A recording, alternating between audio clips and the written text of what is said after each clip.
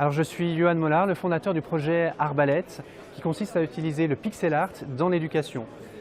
Donc le pixel art, vous savez, c'est cet art qui consiste à mettre en valeur les pixels, ces composants, ces petits éléments qui composent chacune de nos images numériques sur nos tablettes, sur nos ordinateurs.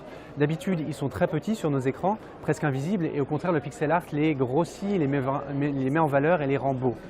On fait ça pour trois raisons.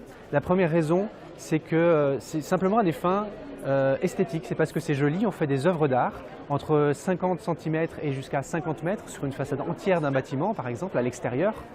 Et généralement, c'est quelque chose que vous ne pouvez pas louper. Quand vous passez devant, ça attire le regard des gens, ça attise la curiosité, les gens viennent voir.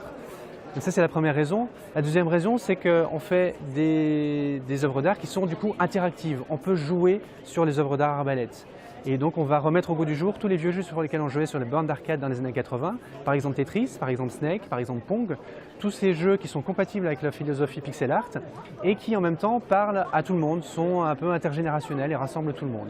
Et puis la troisième raison et la plus importante du coup pour nous aujourd'hui, c'est la dimension EdTech.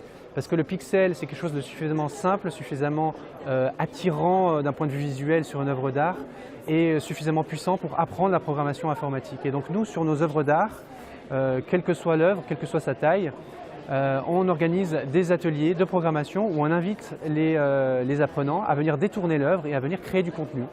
Et donc on a des ateliers, les gens viennent avec leur ordinateur, via un langage de programmation visuel, par exemple Scratch ou Blockly, ils viennent créer du contenu, créer un petit jeu, une petite animation, et ils vont pouvoir la voir s'exécuter en live sur l'œuvre d'art, qu'elle soit de 50 mètres sur une façade complète d'un bâtiment, ou qu'elle soit plus petite sur du petit mobilier, par exemple une table qui a été pixelisée.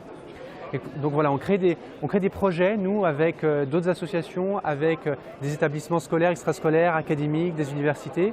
On crée des projets ensemble, on se définit un objectif, on veut faire un mur de 3 mètres carrés par exemple, on veut pixeliser une façade entière d'un bâtiment. Et puis ensuite, on exploite cette œuvre d'art à des fins pédagogiques avec un public qui vient apprendre la programmation via cette œuvre.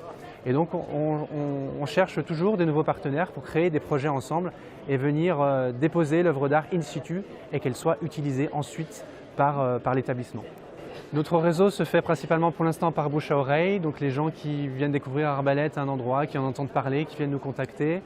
On passe aussi nous beaucoup par les appels à projets parce qu'il faut arriver à financer aussi ces œuvres d'art qu'on installe.